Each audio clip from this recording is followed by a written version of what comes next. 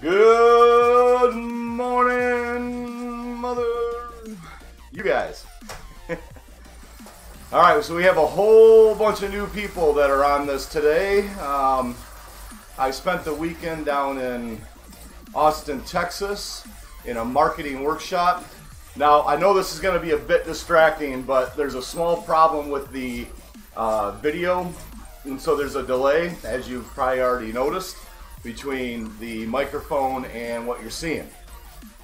So hopefully that's not too much of a distraction for you, but that's one of the things when you go live, something's always going to happen.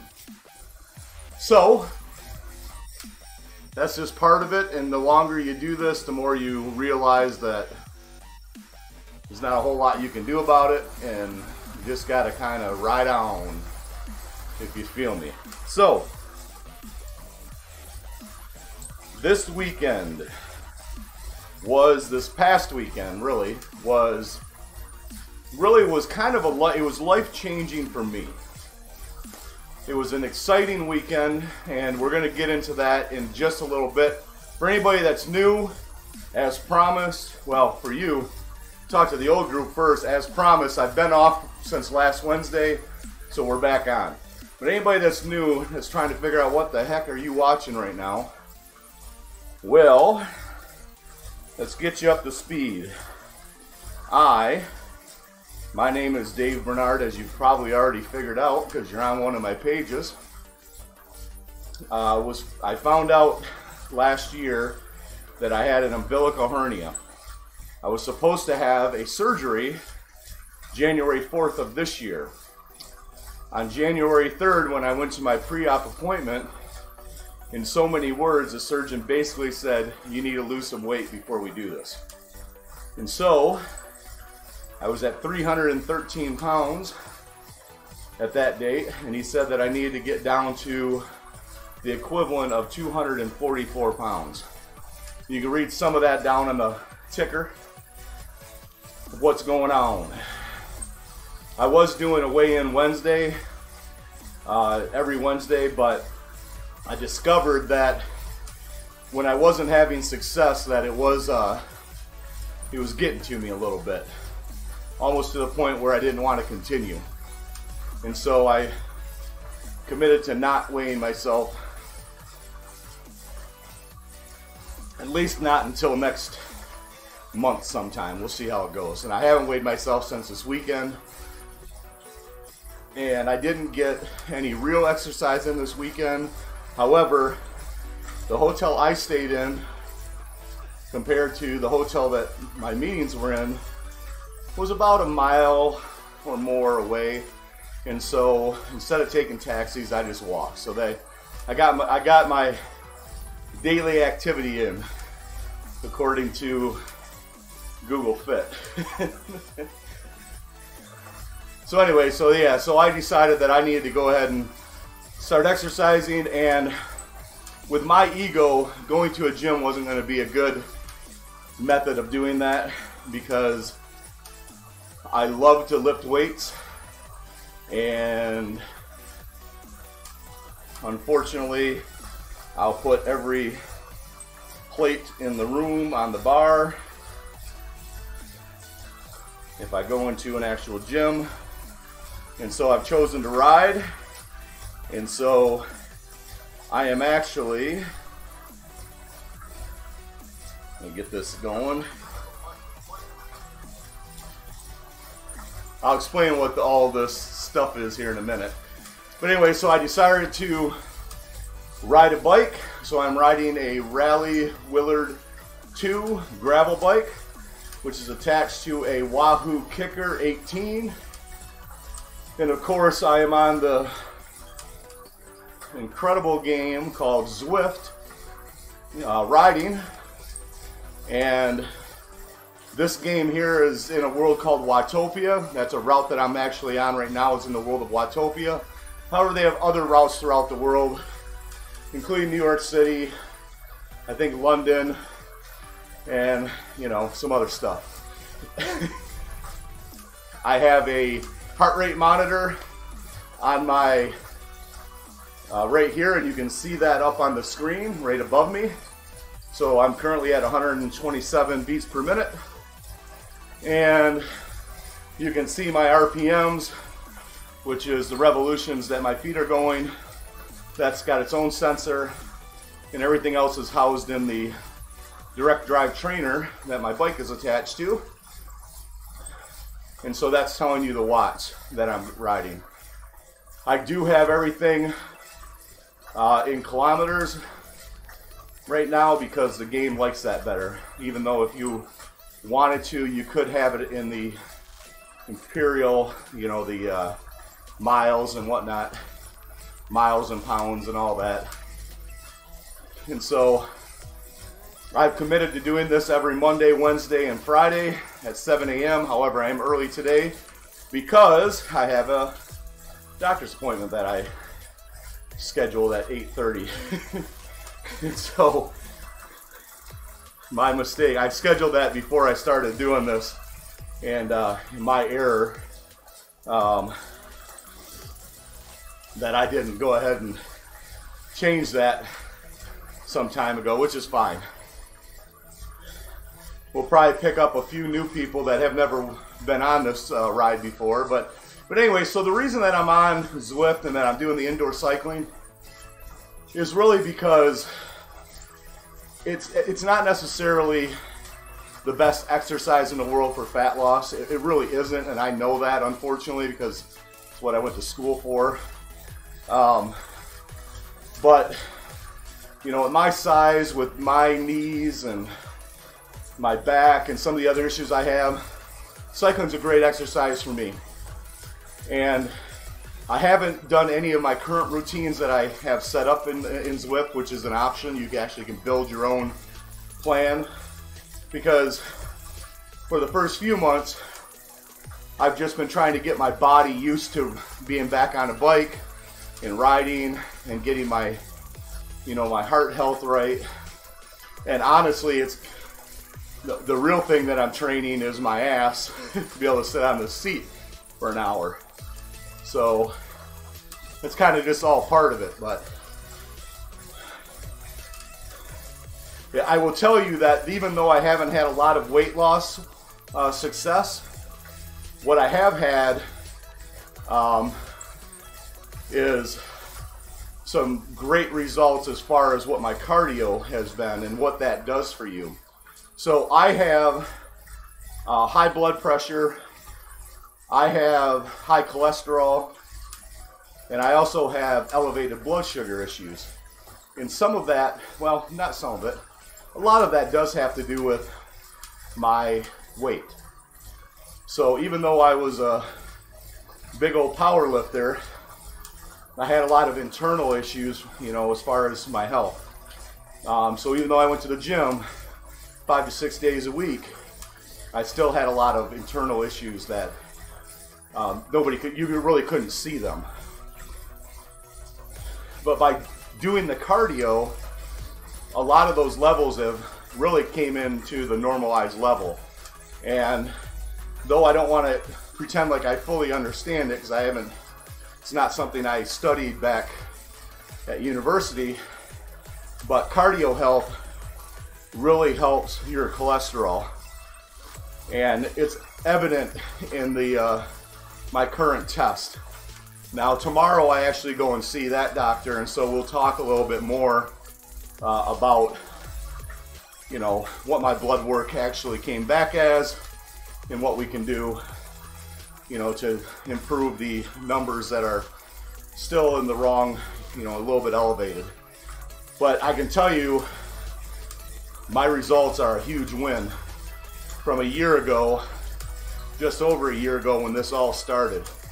Just over a year ago, we didn't really know what the hell was going on.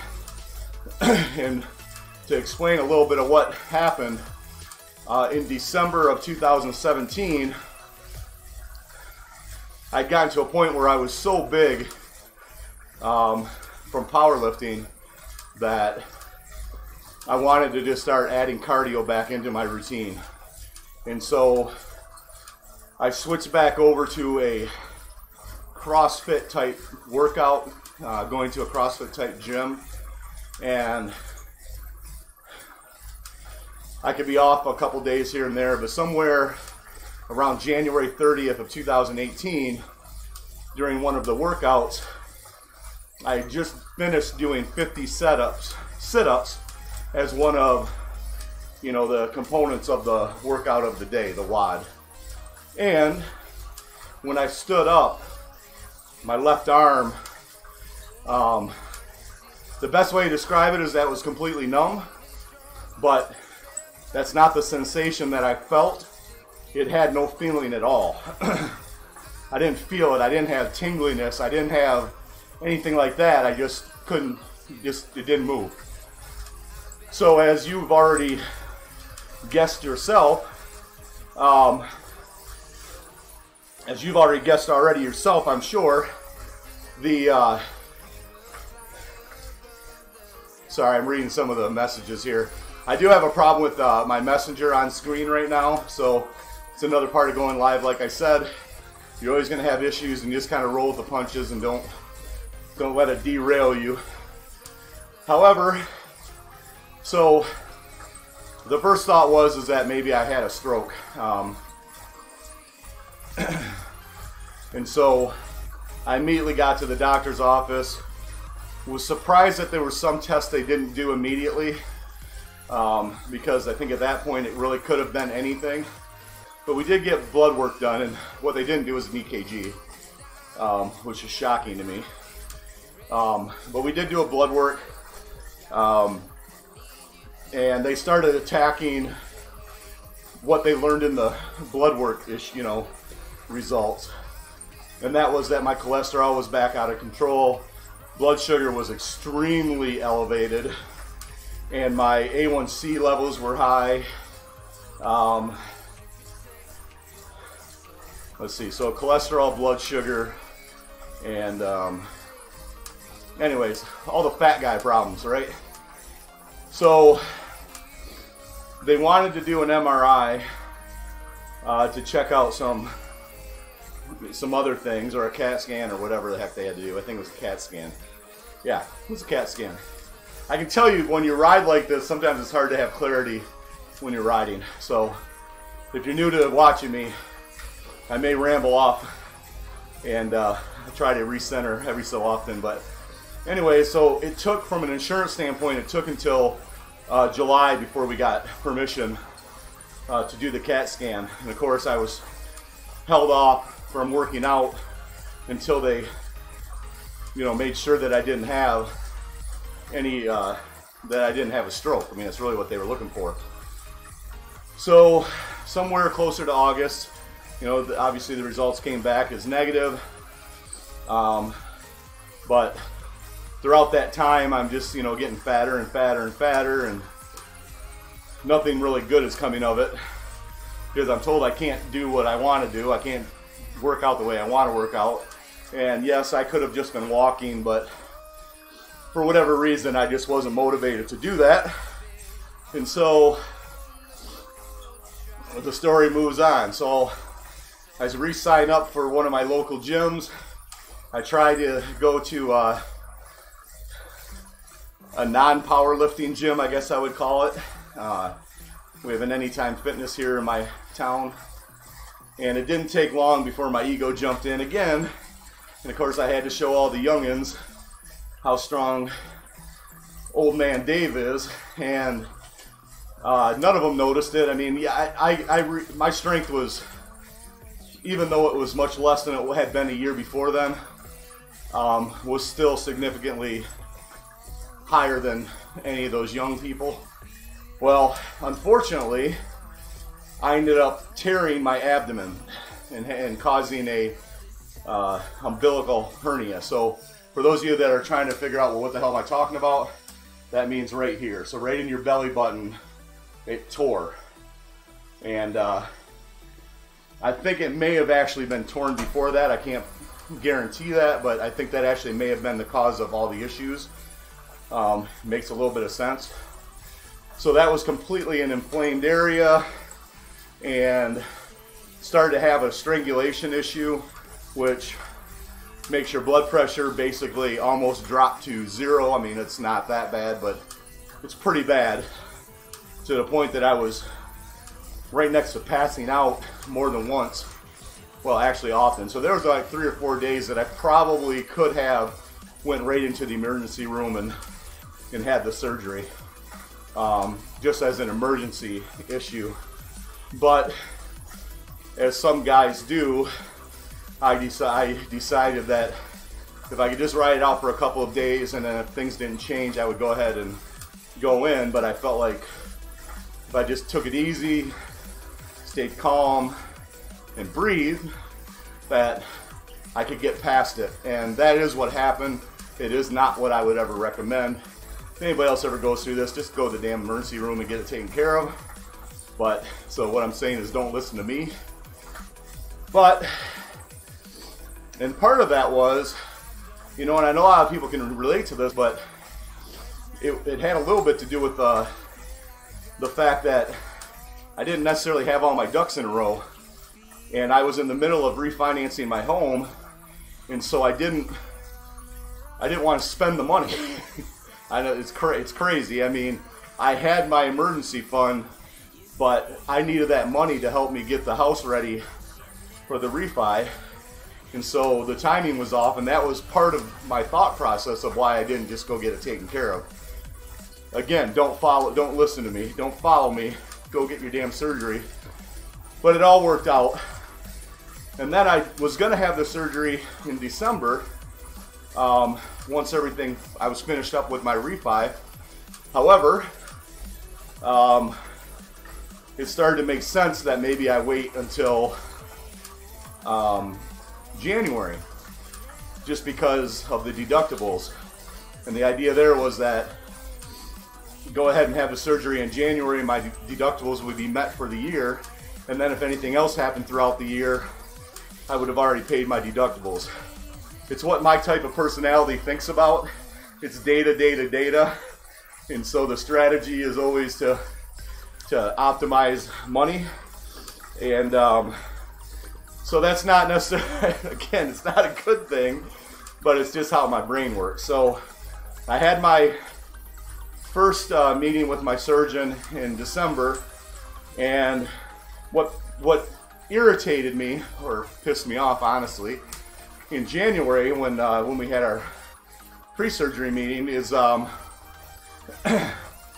he never brought up weight at all. And honestly, if he would have, I would have understood it, and I kind of expected it, but he didn't bring it up at all. And we scheduled for January 4th. And it wasn't until January 3rd that he brought my weight up, and the complications that were likely if I had the surgery then. And so when he said, "Don't you want to wait?" I almost didn't know what to say or do, because I'm like, man, I got all my money put away. I'm ready to be off for a couple weeks and, you know, and just get this done and move forward. But knowing that at that point that my blood sugar levels were not good at all, I knew that it wasn't just the risk of being overweight, it was also the risk of what was going on with my blood sugar. I could tell they were elevated. Now, those of you that know me know that I have this really odd fear of needles, so I can't even prick my own finger to get a blood test. So I don't ever really know the number, but any of you that have been pre-diabetic or are type 2 diabetic, you already know what I'm talking about. You know when your blood sugar level is too high. And if you don't know, or you suspect maybe yours are, I'll even share that a little bit with you right now. So if you're waking up multiple times in the night to urinate, you probably got high blood sugar. If it smells like the cereal that we had as kids, Sugar Smacks, you probably have high blood sugar. If you miss the toilet like most of us guys do, and you discover that it's a little sticky, you have high blood sugar. And so, like I said, I didn't need the blood test to know that it was elevated. I am happy to tell you that none of those things happen anymore. in just a short period of time, I am in control. There is never a beating it, but I'm definitely in control, and that has a lot to do with what I'm doing here.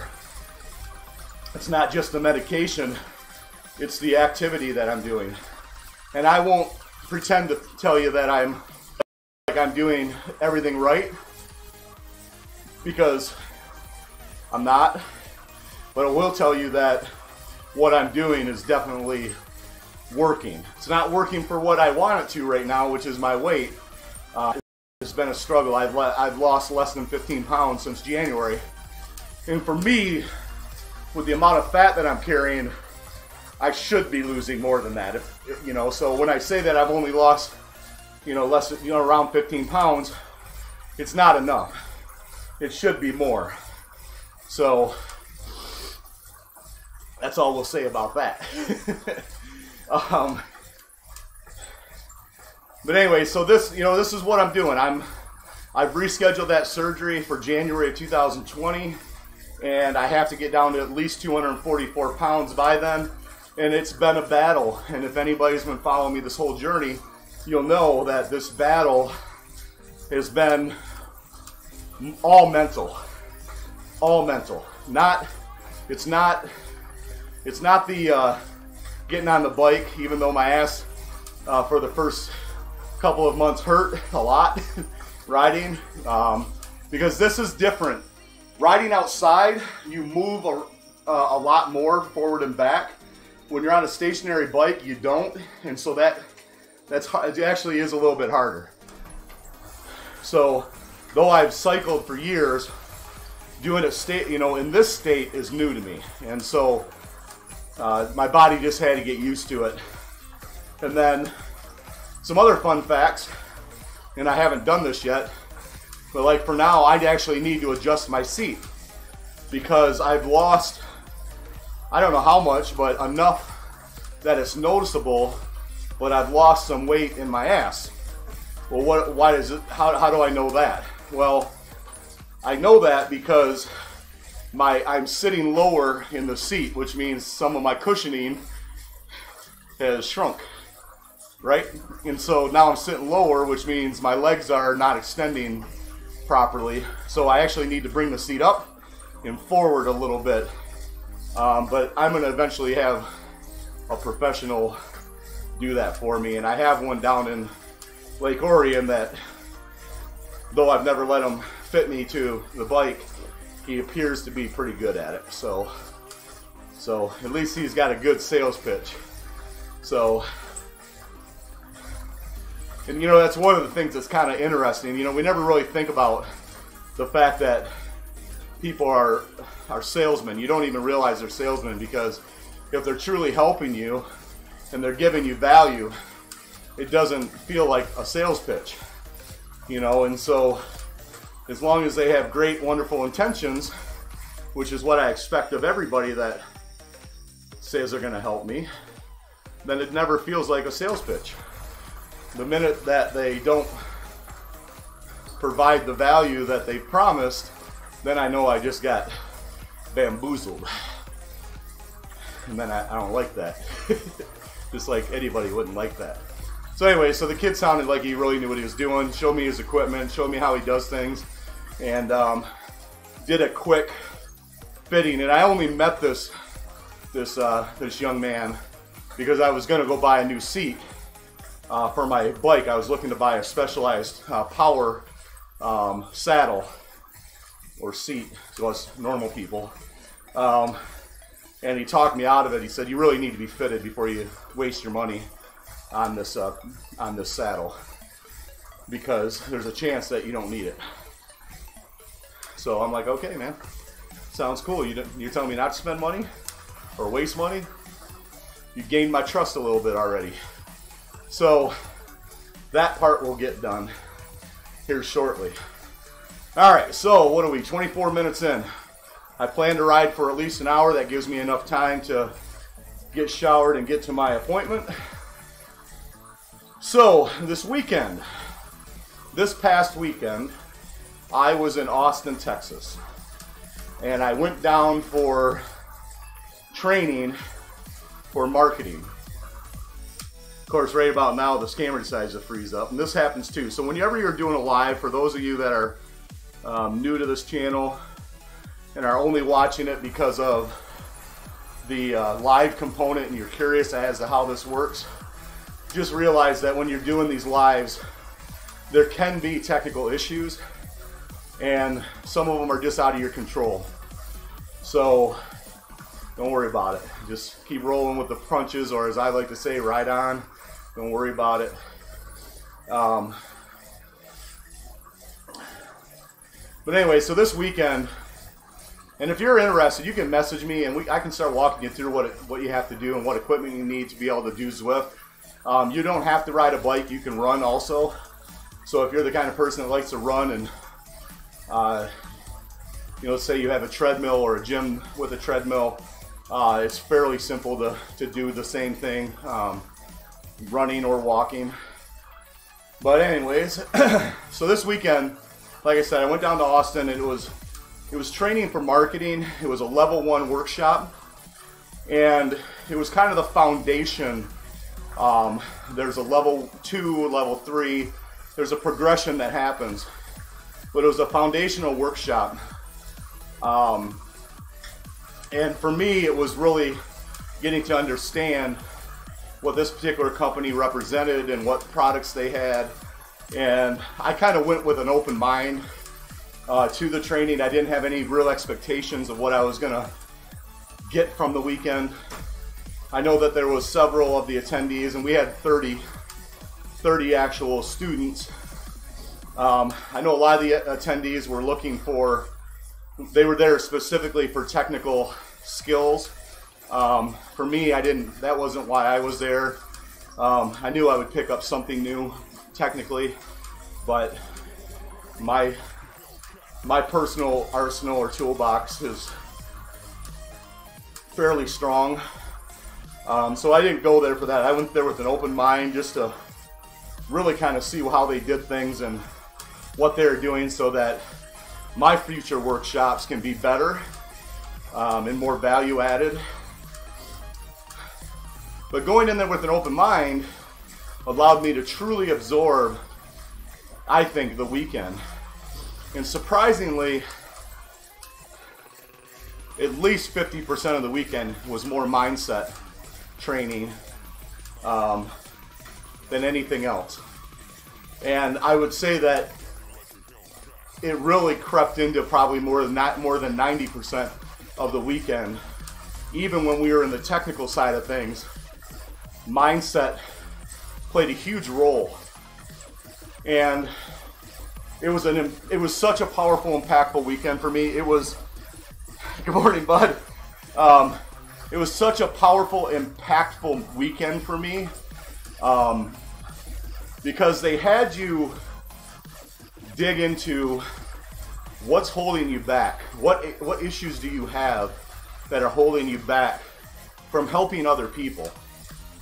And so we have a fear, a natural fear, and I may get into what my, limiting belief is, the way they described it, but I'll get into what my limiting belief ended up being. But I can tell you, it was powerful, and it was not an intention of mine to discover. My personality rarely looks to find what's wrong with me. And I learned that when it was all said and done, oh hell, let's just get into it. So we started the weekend off with what's our limiting belief from keeping us from helping other people or growing or doing the things that we want to do, whatever our intention is. And so, just like now I've understood my personality creates, I just got it done. Like, okay, whatever, make a list, get it done. I felt like it was deep and heartful, and it was my true limiting belief. But fast forward to Sunday evening, and I got rocked mentally. I got crushed mentally, because I came to find out what my true what my true limiting belief actually has been. And when it hit me, it was like getting punched in the gut, face, whatever, off the top rope, whatever you want to say. It was like, son of a bitch. I just went through the entire weekend working on this false limiting belief. It wasn't real. It was made up. And so, unfortunately, I had to get in front of the group after that, and I kind of fell apart. So my old instant confident self was in a state of mental destruction at that point, which was not fun, but necessary. It was definitely necessary. And I realized that when I discovered what was holding me back from helping other people, that I really didn't have an answer of what the opposite of that was. You know, what was the next thing? Like, so if I said that, I'll just give you a decent example because it's kind of the one I made up.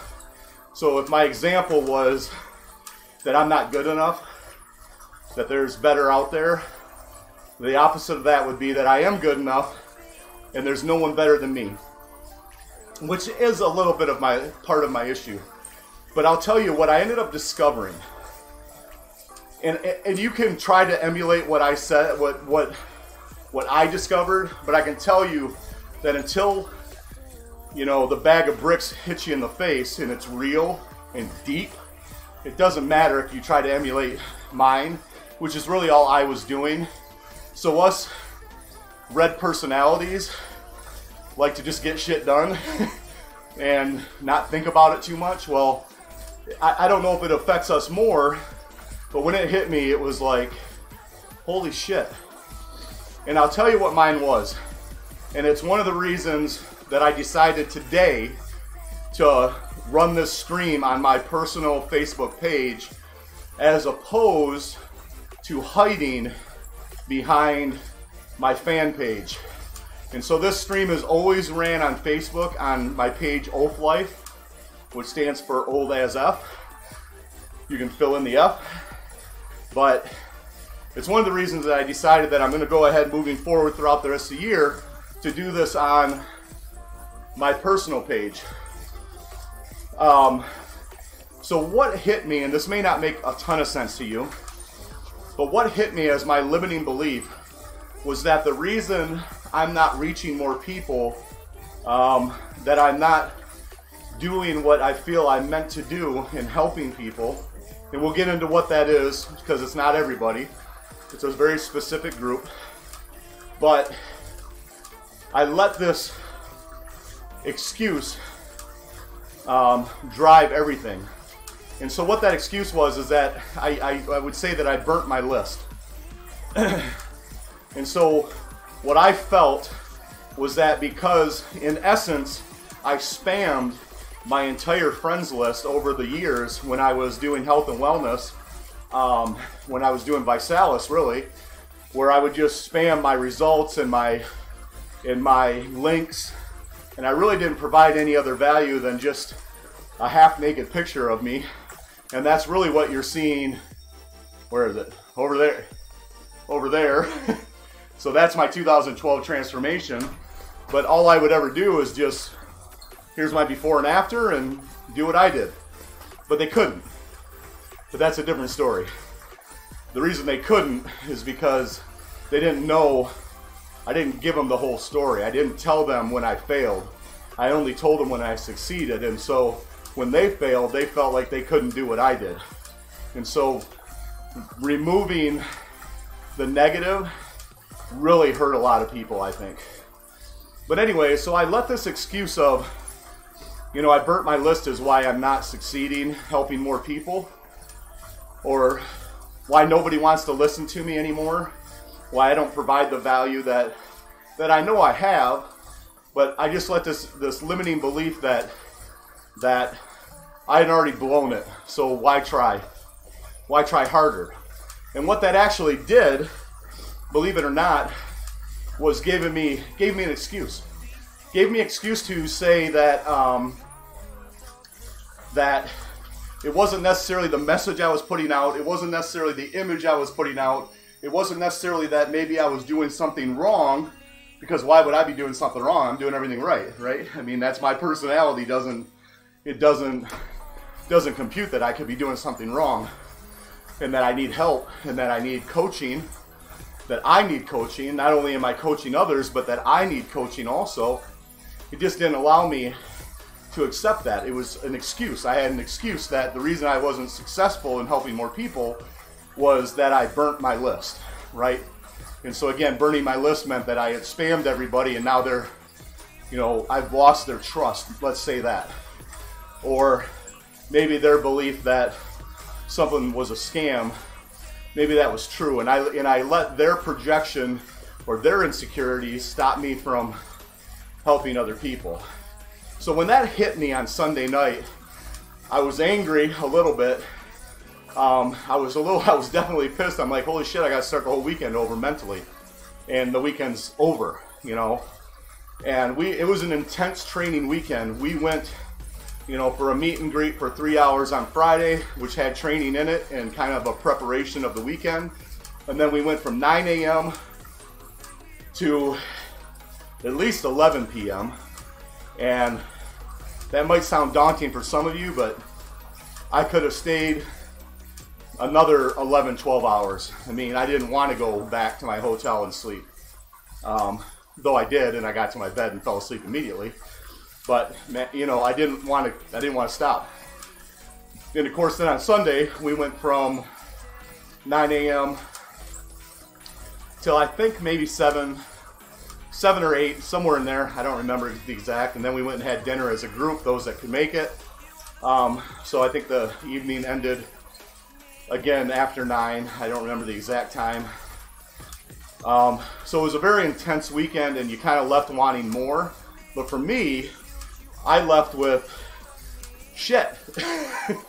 You know, all of the mindset part of the weekend, which again, I didn't realize that was going to be part of it, ended up, I ended up kind of going through my own head thinking, shit, man, I got to start over mentally. I got to reevaluate who am I and who do I need to be. And the beautiful part of that process was that I've always been, and this is a bit of a personality issue, and it's also a bit of a guy issue, I think, but I've always been open to some of this, what I call hippity-dippity-do stuff, but I've never truly embraced it, or it really hasn't worked for me. So, for instance, when somebody's in a meditation and they're saying, center yourself and go to the center of your mind and, you know, find your, I just don't. Either don't allow it, or I just can't stay there very long. Not like others can, not like other personalities can, where they're more in touch with, you know, their feelings. I just tend to struggle with that a bit. And I call it things like hippity-dippity-do, you know. But what this realization that I had been so incredibly wrong about who I am and what was holding me back, it allowed me to open up to some of this inner self, this digging to truly define who I am. And my new friend Steve actually had asked me to go back to my hotel, which I'll honestly tell you I didn't do until the next day, but he wanted me to go back to my hotel, go and stand in front of a mirror and just ask myself, staring myself down and not leaving until I can answer it, but ask myself, who am I? And truly dig deep into who am I? Who am I? What is my limiting belief? What are all the negative words I think of myself? And then don't leave that stare down with me until I define who I am now. And some of you that know me intimately, so very close, will probably understand who I was and who I will struggle to fight off, be honest with you. But who I was anger. I was jealous. I was competitive in a negative way, not in a positive way. I was a poor sport. You would never know it, but in the deepest of me, I did not want to see you win unless I won too. I wanted to see you win as long as I wasn't failing.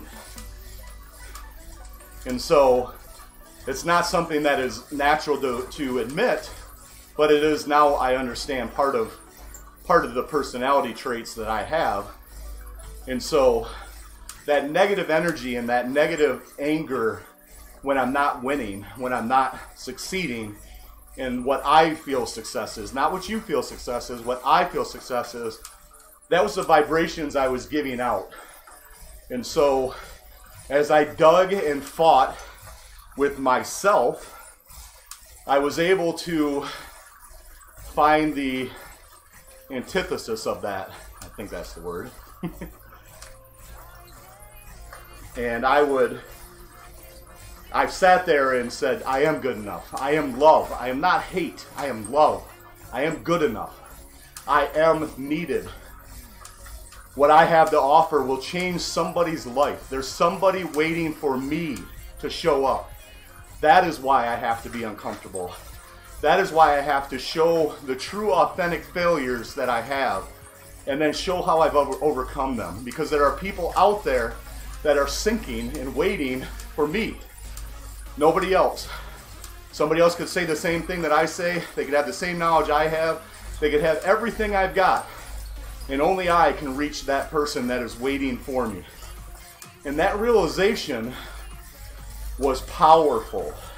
Again, until you get there, it may sound like some hippity-dippity bullshit.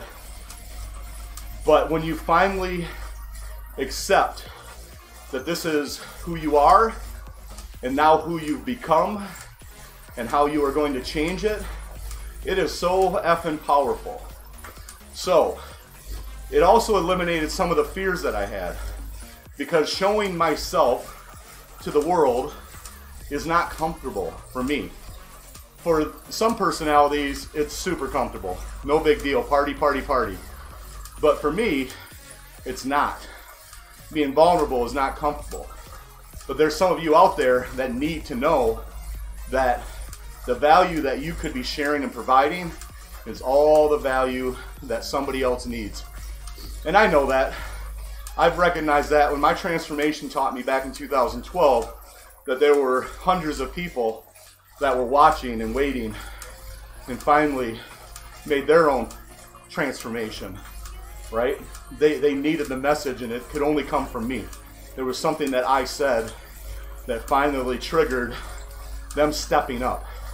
Whether that be to finally get out and start hiking, you know, when they realized that it wasn't about being a crazy athlete, it was just being out hiking and doing certain things. And yes, I may have had some extraordinary results from weight loss or even with strength and power, but I was also out there showing that you could just get out and hike.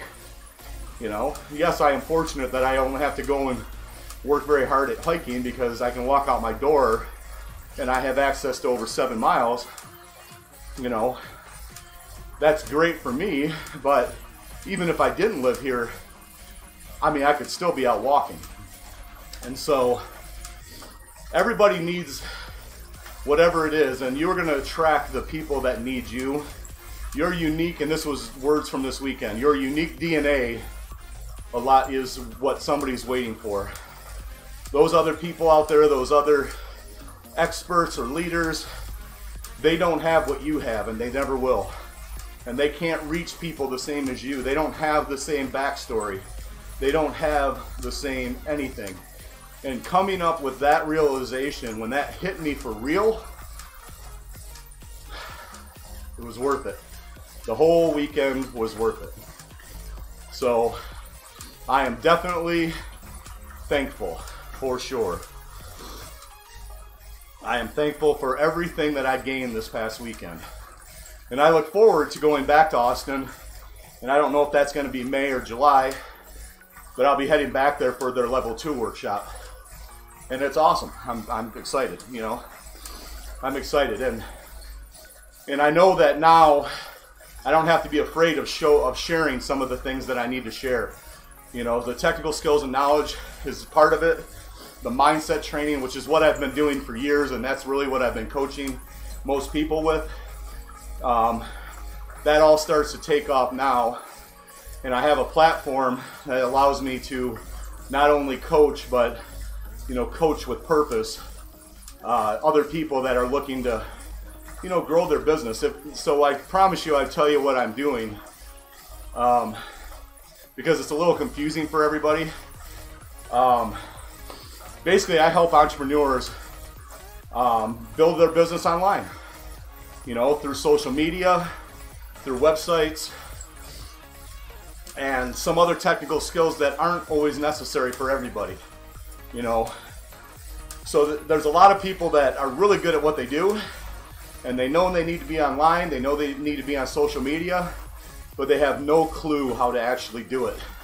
They don't know the tools, they don't know where to start, they don't know what already works, and so they're literally in test mode forever, and they're just trying new things.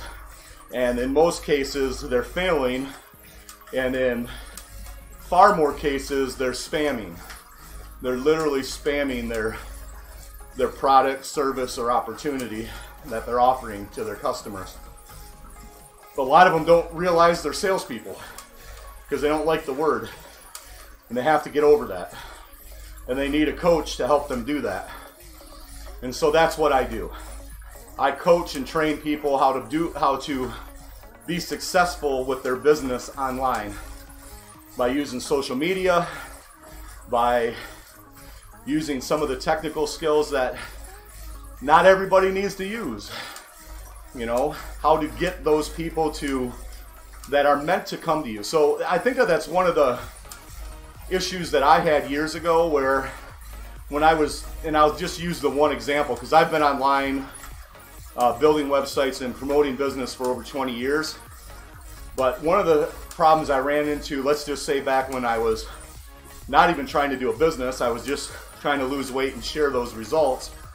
But I attracted everybody and not necessarily the people that were really my customers, right? And so you waste a lot of time.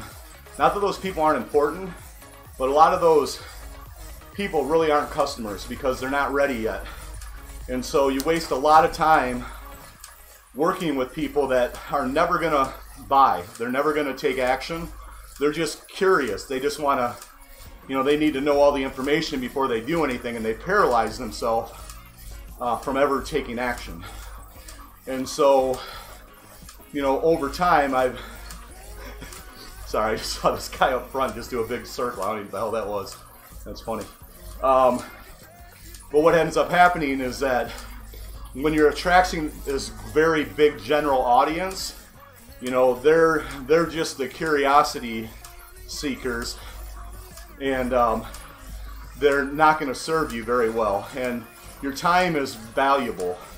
And so when you're able to really hone in your marketing for your business, you are always going to potentially get those other people, but you'll learn how to deal with them very quickly and get them out when it's not ready, when they're not ready, or what you're offering really isn't for them. And you're only going to hone in on the people that are looking for you, almost to the point that by the time they've reached out to you, they're all ready to buy. Whatever it is, whether it's your product, your service, you know, for me, that service is coaching, or maybe your business opportunity, if that's your gig, if that's what you do, you'll just attract the people that are ready for those things. And so that's really what I coach, is how to do that. And so I will take advantage of these rides and give some of the tidbits out that you need. So there is some value in watching these rides for some of you that are in that space. For others, it's just the inspiration of some fat guy getting shit done, right? That's why you're on here. That's why you're watching. For some of my Some of my closest friends, the a-holes I call them, they're just here waiting, watching, you know, they're waiting for the train wreck. They're just waiting for me to fall down. And some of you that are probably watching this either on replay or right now, that's why you're here. You're waiting for me to fail. And you're just checking in to see how I'm going to fail. I know that's not hardly any of you, but there's a few of you out there because I've been through this before. And so you're welcome to be a part of it too. You may actually gain some value for your own businesses. And the funny thing about back then, when I saw people that were trying to prove me wrong, like, they didn't understand that I realized that them trying to prove me wrong, and how they tried to prove me wrong was that they would do something different than I did, either use different products or they would use different methods of exercise. Well, if they did prove me wrong, which was fine, I wasn't trying to prove me right, they still like got better, right? They got better. They lost more weight. They gained more muscle, or they finally got out their ass and was exercising. So they won. Awesome. Right? I wasn't in competition with them. I was in competition with myself. I was out to prove myself wrong, or the products I was using wrong. Believe it or not, that was actually one of my motivators. Even though I knew I needed to use it, I wasn't going to let me be the excuse of why they didn't work. So I did it all 100%. I mean, I went for it. And I know now that any product I would have used, I would have probably had similar success, because I didn't believe whether it would or wouldn't work. I just made sure I followed the instructions and didn't let myself and my ability to follow the directions be the reason why it didn't work. With the intention of telling everybody that either it worked or it didn't work. And that was the promise I had made to the sponsor that I joined, was that if it works, I'll tell everybody. And if it doesn't work, I'll tell everybody. You know? And for me, it worked. And for those out there that thought that maybe this a different product line or whatever they're representing might work better, whatever, man. It all works. It can work if you do it. I think we all know that, right? And so there's no, if somebody's, I'll tell you this. This is a bit of advice to any of you people that have that negative energy. Anybody that's out there trying to make themselves better or try a new product, and there's so many of them out there, just let them go. Let them go. Do not bring that negative energy. Do not come in with your opinion of what is better and what the right thing to do is, because they've already made their decision, and all you're going to do is derail it. You're going to make them doubt or question what they're doing, which a lot of them already have in the back of their head. They're not as strong-minded as others. And so just your negative words could derail them from the future that they could have, right? And honestly, that got to me eventually, you know. I let that negative energy back then eventually get to me. It eventually got in, you know, that you're silly, what you're doing is, you know, whatever, just negative. And over time, you just kind of, if you're that kind of person that shells up, eventually you shell up. You know, you just can't take the energy, the negative energy that's out there. For me, it had more to do with the other people in my company just being like complete liars and embellishers. Like there were people out there that wanted success so bad that they would proclaim it even when it wasn't real. And somebody like me that was deep into the company would see these people making shit up, and I couldn't handle it. I was like, no, you don't make it up, you do it. And if it's real, you tell everybody. You know, if it's not real, if it doesn't work for you, you know, if you're like me, then you just kind of fall apart. But if it's real and you have success, you just tell everybody your success. People would always ask me, like, well, what do I do? Or can I use this other products? I don't know. All I can tell you is what I did. All I can tell you is the products I used. And that is as good as I can give you.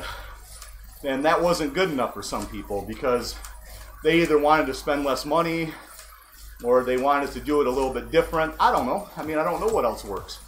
All I can ever tell you is what works for me. Now sure, I could study things and I could do a ton of research for you, or in a lot of cases, Google it for you. The same thing that a lot of other people could do, but all I can tell you is what I know, right? And so if I have experience in it and I've already looked into it, or I've taken time, or if I'm willing to take time to do the research for you, you know, then I can give advice. But I can't tell you what your experience will be if it's not something I've ever done. So that's a challenge that some of you may or may not have. We're all subject to marketing. I am. There's a lot of people out there that something just looks good, and especially the people that feel things like it just feels right, so they do it. And there's other people that have to have data to prove it, so they don't do it until they have the data supporting it before they do it, and they get kind of paralyzed by that. I fall a little bit more into that world than any other personality trait, but it's all part of the journey. You all have to just find exactly what's going to work for you, and then just keep those negative Nancys the hell out of your head. I can tell you there's a wonderful button on Facebook called unfollow, and if you feel the negative energy out there, you don't have to be rude, you don't have to unfriend your friend, but you don't have to follow them. Right? Matter of fact, that was one of the epiphanies I had this weekend when I was struggling to decide about coming off of my fan page and coming to my personal profile. I actually looked through my 1900 and some odd friends and realized that only 98 of them were actually following me. So why the hell do I care? Like, what do I have to, I mean, the only people that are following me are the ones that want to. And I would rather share my mission and my message with those that need it than those that don't. And so I actually appreciate the people that aren't following me, because what I have to share isn't for them, which is totally cool. And that's a totally different mindset that I had before. It was more like before, because I had told you I was angry, Dave, it was, well, what the hell? Right? Why is only 10% of my friends, you know, following me? And for those of you that aren't aware how some of this works, you have to, those of you that know how it works is going to sound kind of ignorant or stupid that I would even be saying it, but the fact is there's some people that don't know. So when somebody unfollows you, that is a purposeful act. By default, Facebook, when you friend somebody, you are following them. And so when you don't want to watch them or hear what they have to say, you just unfollow them. You don't unfriend them, you don't have to unfriend them, but you unfollow them. And so that's not bad. That's a good thing. You know, there's some people that I actually enjoy what they have to say, but it doesn't serve me very well, so I've had to unfollow them recently because their message is such a distraction, because it's almost like entertainment for me. And so I find myself grabbing my phone to see their latest funny picture or meme or whatever the heck they're called, and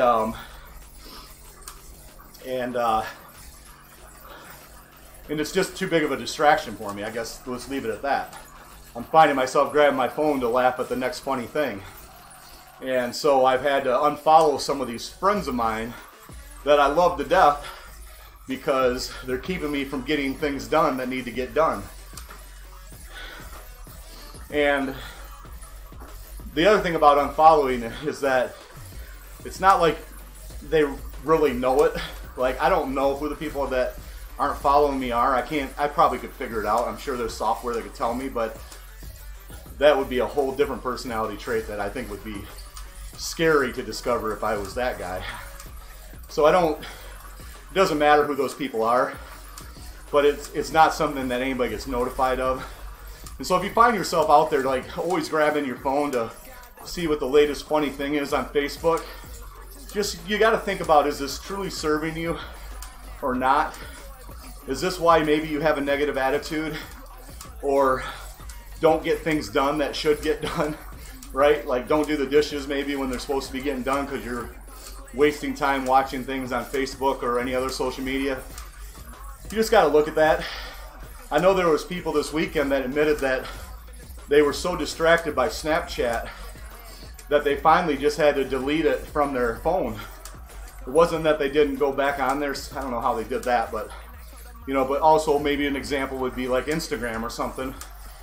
You know, they just had to delete it from their phone. You know, and I know there's several of my friends that have deleted, you know, Facebook and other platforms for the same reason. Because though it is entertainment, depending on who you are, it may be so much of a distraction that you just need to let it go. You know what I mean? Anyways, guys, good morning, Shyla. All right, guys, so back on the bike, got my hour in. Gonna kind of finish this up with a little bit of a ride out, and then we will see you guys all on Friday morning. So, shit, wrong gear.